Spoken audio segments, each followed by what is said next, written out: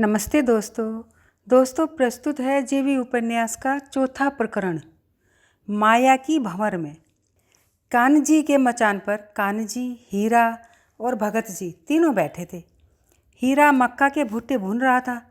गूदड़ी पर बैठे हुए भगत जी हाथ के भुट्टे से एक एक दो दो दाने नुकाते और मुंह में डालते जाते थे और कान्जी की ओर देखते हुए किसी विचार में मग्न दिखाई देते थे, जबकि झोंपड़ी के खंभे का सहारा लिए पैर पर पैर रखे बैठे कान्जी की नज़र सामने आकाश पर गड़ी थी। हीरा ने एक भुट्टा भूनकर कान्जी की ओर रखा, दूसरे में से मुट्ठी भर दाने नुकाकर मुंह में डाले और फिर दूसरे भुट्टे को फिरने लगा। ये भुट्टा ले कान्जी। अरे आसमान में क्या देख रहा है? भगत जी ने कहा। मैं ये सोच रहा हूँ भगत जी कि भगवान ने ये सब टंटा खड़ा किस लिए किया है? किस लिए? सिर्फ नष्ट होने के लिए? आदमी को क्या करने के लिए पैदा करता है? मारने के लिए ही ना? भगत जी ने कहा। उसे इसी में मज़ा आता है। क्यों भगत जी? कान्जी सचेत हुआ। बगल में पड़े भुट्टे को उठाकर फिर उसकी ओर देखने लगा।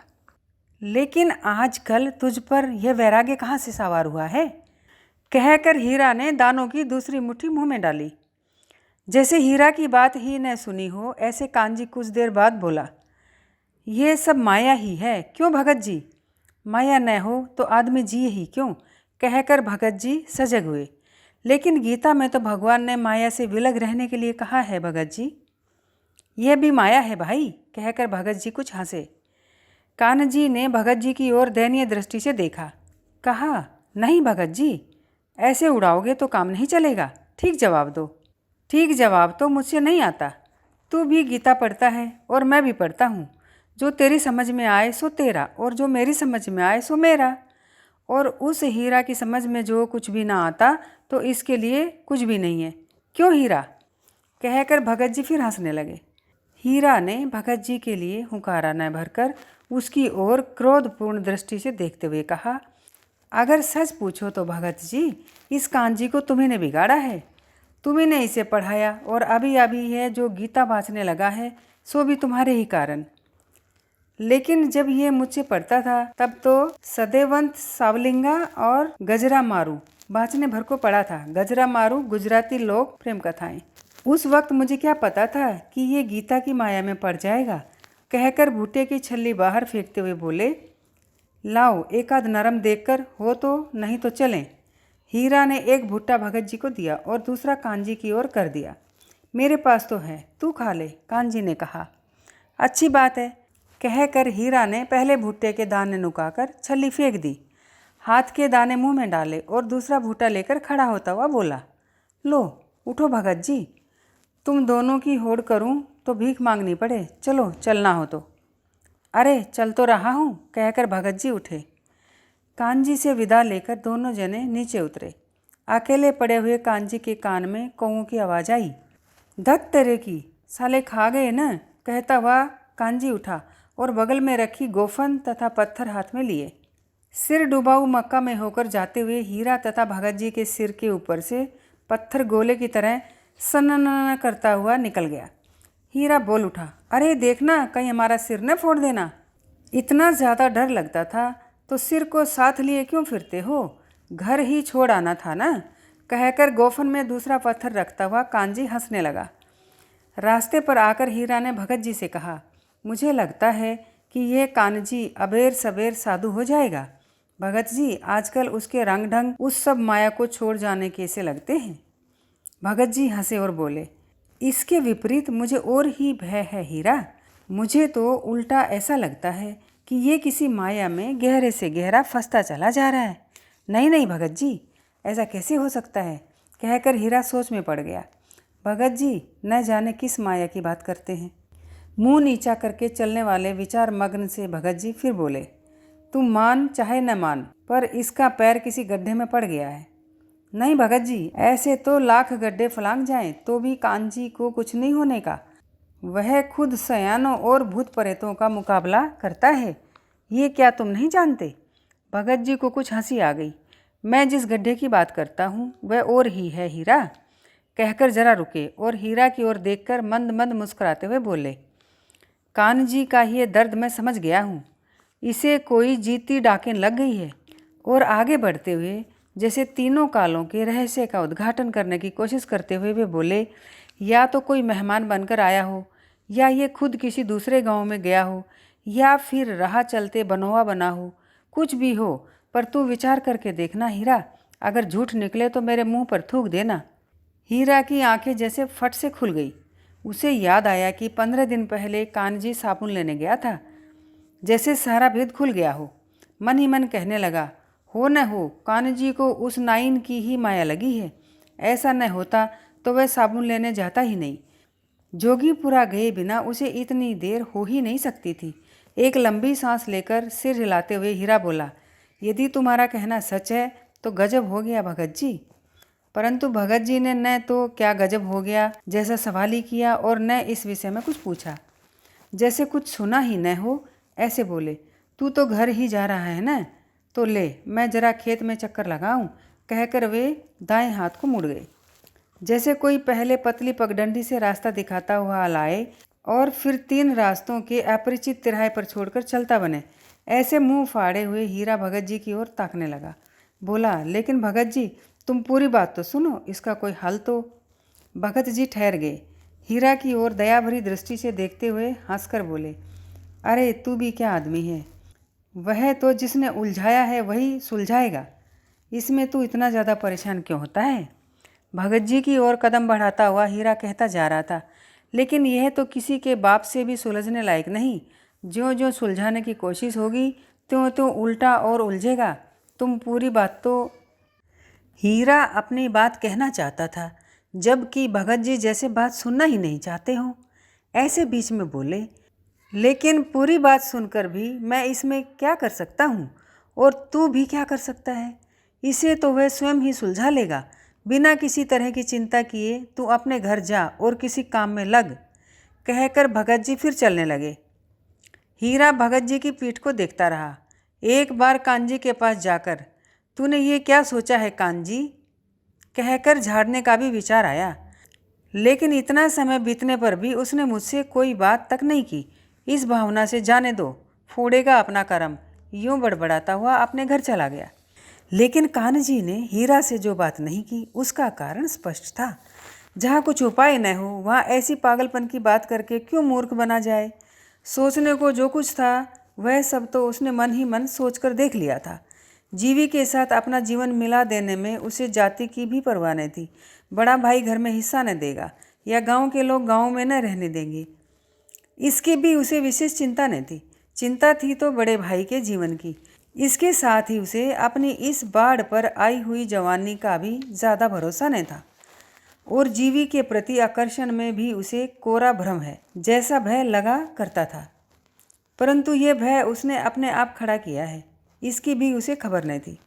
बड़े भाई का एक हाथ ही टूटा हुआ न था, प्रत्युत शरीर और मन भी आधे टूटे हुए थे। यही तो कारण है कि 5 वर्ष पहले गुजर जाने वाले पिता ने, जिसके रेखे तक न निकली थी, ऐसे छोटे बेटे को पास बिठाकर बड़े की देखभाल करने के लिए कहा था। कान्हा, अपने बड़े भाई की सिधाई देखना बेटा, कल तू बीवी बच्चों वाला होगा, और मुझे भरोसा है कि तू औरत पाए बिना न रहेगा। लेकिन फिर भी तू अलग न होना, समझा। औरतों को साथ रहना अच्छा नहीं लगता, लेकिन फिर भी बेटा तू अपने भाई को न छोड़ना। अलग रहे तो भी तू उसके घर का बोझ स्वयं उठाना। तेरी भाभी मानुक है तो बोलेगी भी, लेकिन तू मेरा सयाना बेटा है ना, उसकी बातों पर न जाना और अपने बड़े भाई को परेशान न करना। और कानजी ने भी अपना व्यवहार आज तक ऐसा ही रखा था, बड़े भाई से शायद ही कभी कोई काम करवाता। इस प्रकार बड़े भाई एक तो वैसे ही बैठे रहने के आदी थे, दूसरे बड़े भाई जाओ न, अमुक के यहाँ मेहमान आए हैं तो 2 घड़ी जाकर बैठो न, काम तो मैं और भाभी मिलकर कर ही लेंगे, ऐसा कह कहकर उन्हें और भी आलसी बना दिया था। ये सच है कि भाभी और देवर में ज़्यादा नहीं पड़ती थी, लेकिन कान्हजी अब उनके बहुबोला स्वभाव का अभ्यस्त हो गया था। उलटकर जवाब देता तो झगड़ा ही बढ़ता ना, इसलिए कान्हजी मन ही मन भौजाई का बखान करता था। क्योंकि ऐसे पैसे टके और शरीर के होते हुए भी साधारण आदमी का घर चलाना एक दर्जे वाली जाति की स्त्री के लिए बखान करने जैसा तो था ही।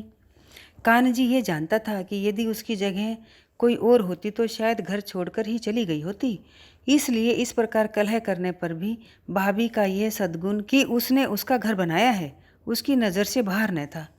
दूसरी ओर कान्जी के सद्गुण भी उसके बड़े भाई भगत जी, हीरा और अन्य समझदार लोगों की नज़रों से बाहर न थे।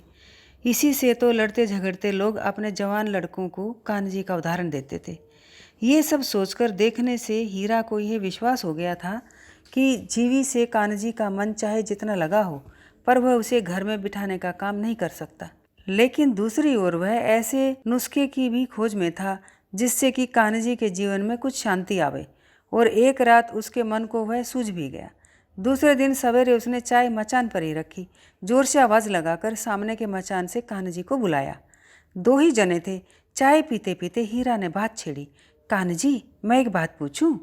पूछ, कहकर कान्जी आश्चर्यपूर्ण दृष्टि से देखने लगा। सच कहोगे? कान्जी ने दर्द भरी आंखों से हीरा को देखा और नीरस हंसी हंसते हुए बोला, क्या कभी ऐसा हुआ है जो मैंने तुमसे झूठ कहा हो? फिर आज तू ऐसे क्यों पूछ रहा है हीरा? नहीं नहीं, ऐसी तो कोई बात नहीं, पर मुझे लगता है कि इधर तू मुझसे दुराव रखने लगा है। तेरे मन में कुछ दुराव जैसा तो कुछ नहीं, पर जब कुछ कहने लायक हो तभी तुमसे कहूँ ना। बेवकूफ़ी की बात करने से फ़ायदा ही क्या है हीरा? तो तेरा नुकसान ही क्या हो जाएगा? कहकर हीरा हंसने लगा। कान्जी को चुप देखकर वह फिर बोला, किसी से बात कहने से और कुछ नहीं तो मन तो हल्का हो ही जाता है। अकेले अकेले पीते रहने से तो किसी दिन उल्टा दिमाग फिरने का डर है। हीरा ने 60 वर्ष के वृद्ध की भांति गंभीर होकर कहा, लेकिन अब ऐसी चिंता की जरूरत नहीं हीरा। दिमाग फिरने वाला होता तो अब तक फिर गया होता। अब तो मैंने उस बात को गहरा गाड़ दिया है। तो गाड़ने के बाद तो अब कुछ बता। नीची गर्दन करके कान्जी ने मचान से खींचे हुए फूस के तिनकों को तोड़ते हुए कहा, जब तुझे सब कुछ मालूम हो गया है तो क्या मुझसे कहलाए बिना काम न चलेगा? ये सुनकर हीरा का मन सचमुच हल्का हो गया। हंसते हुए बोला, मुझे तो विश्वास था कि यह सब मृग तृष्णा है। तू उसके पीछे व्यर्थ ही पागल हो गया था, और फिर उसमें ऐसा है ही क्या जो? उसमें क्या है ये तो मैं नहीं जानता हीरा, पर कुछ तो है ही। मेरी जात की होती मैं उसे घर में डाले बिना न छोड़ता। कान्जी ने कहा। उसके मुंह पर दृढ़ निश्चय की झलक थी।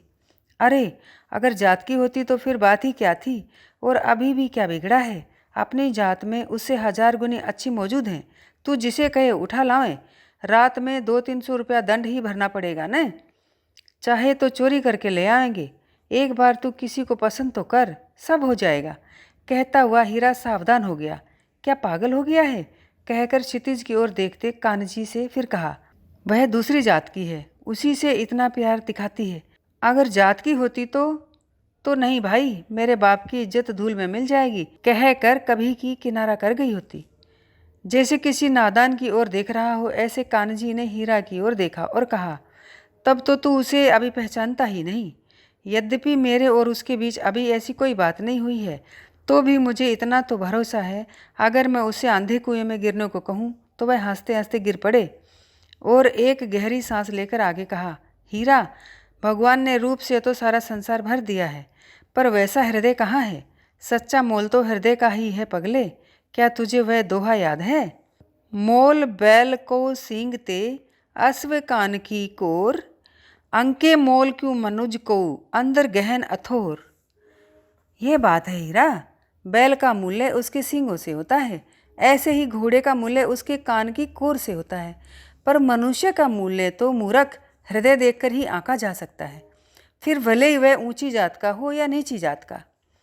कान्जी की वाणी और मुख मुद्रा देखकर क्षण भर के लिए तो हीरा का मन हुआ कि कह दे तो कर डाल, लेकिन वह जानता था कि ऐसा कह देने भर से तो कुछ होने का नहीं। जात पात, भाई भौजाई और नाते रिश्तेदार तो छोड़े जा सकते हैं, पर आगे चलकर जो बाल बच्चे होंगे उनकी क्या दशा होगी। ये सोचकर हीरा ने एक निश्वास छोड़ा और कहा, यह सब ठीक है कान्जी, पर अपने गंवार लोग यह सब कुछ थोड़े ही समझते हैं। कहकर कुछ समझा हो तो उस पर भी पानी फेरते हुए हीरा ने कहा, हमसे क्या कहीं जात पात या नाते रिश्तेदार छोड़े जा सकते हैं? इसलिए तो मैंने अब तक ये सब टाला है। यह तो तूने बात छेड़ी है इसलिए कहता हूँ, बाकी तो मेरे मन में अब ऐसा कुछ नहीं। वैसे तो जैसा भगत जी कहते हैं, मेरा मन तो अमृत पीने को बहुत ललचाता है, पर आखिर तो ठहरा स्वर्ग का अमृत कहीं जीते जी पीने को थोड़े ही मिल सकता है। कहकर कान्जी ने हंसने का प्रयत्न किया। अलाव पर रखी पतीली की ओर दृष्टि डालते हुए बोला, ले बातों ही बातों में पानी ही जला दिया, और डालना हो तो डालकर ख़त्म कर। चल, मुझे तो अभी तिल देखने के लिए भूडरा में जाना है। भूडरा रेतीला खेत जिसमें झाड़ियाँ आदि रहती हैं, मेरे काम का भी पार नहीं, कहकर हीरा अलाव की ओर मुड़ा। आग दहकाकर जरा देर में चाय तैयार की। उसके बाद दोनों जने कुछ सोच में पड़ गए। चाय पीते समय होने वाले सड़ाके के सिवाय पूर्ण निस्तब्धता थी। सिर के ऊपर से उड़ने वाले कोए भी जैसे चोर की तरह उड़ रहे थे। उनसे कुछ ही ऊपर तोतों का झुंड यद्यपि बोलता हुआ जा रहा था, तथापि उसकी आवाज़ उगते हुए सूरज की धूप में समाई सी जा रही थी। चाय खत्म करके हीरा ने हुक्का भरा। आधा तमाकू जलने तक उसे कांजी की ओर बढ़ाने का ख्याल भी नहीं आया, जैसे उसके दिमाग में कुछ बैठ गया हो। ऐसे उसने कान्जी की ओर एक दो बार देखकर कहा, ए कांजी, अगर इस छोरी को अपने गांव में बिठा दिया जाए तो क्या नहीं चल सकता?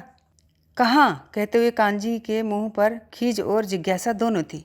कहाँ क्या, अपने गांव का धूलिया नाई बेचारा रंडुआ है ना, हो सके तो कर डाल, कहकर हुक्का देते हुए आगे बोला। बेचारा जब तक जिएगा आशीष देगा, समझे?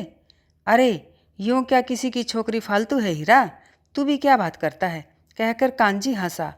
पर इस हंसी में कहाँ ये कौवा और कहाँ वह कोयल, ऐसा कुछ भाव था। लेकिन तेरी इस बात से तो मुझे लगता है कि अगर तू कहेगा तो वह अवश्य मान जाएगी, और यदि तुझे उस पर पूरा भरोसा हो तो फिर उसके माँ बाप भले ही विरोध करते रहें। कोई परित्यक्ता तो है नहीं जो नाई की जात को भी परेशान कर सके। हुक्के के दो चार कश मारता हुआ कांजी बोला, किसी से कहना नहीं, समझे? लेकिन इसमें बुरा क्या है? यह नहीं तो इसका भाई दूसरा, पर किसी का घर बसाए बिना वह थोड़े ही रहेगी। इसलिए अगर गांव के ही नाई का घर बस जाए तो क्या बुरा है? इस बेचारे में ऐसा दम नहीं कि इसे दूसरी कोई औरत मिल जाए और इसका वंश चल जाए। हीरा बोला और कांजी को चुप देखकर फिर कहा, हो सके तो कर डालने, नानी काकी तो तुझे भगवान की तरह पूजेंगी। और हंसते हुए फिर आगे कहा, और हम गांव के लोग भी तेरा क्या कम एहसान मानेंगे। कान्जी ने खड़े होने की तैयारी करते हुए कहा, अरे चल चल, अपना काम देख। दोनों जने मचान से नीचे उतरे। अलग होते हुए हीरा ने कहा, मैं मजाक नहीं करता कान्जी, मैंने जो कुछ कहा है उस पर तू विचार करना। एक पंथ दो काज जैसी बात है, आगे तू जान। कान्जी ने फिर वैसे ही कहा, तू जाना चुपचाप, और होंठ चबाता हुआ वह सिर डुबाऊ मक्का में खो गया।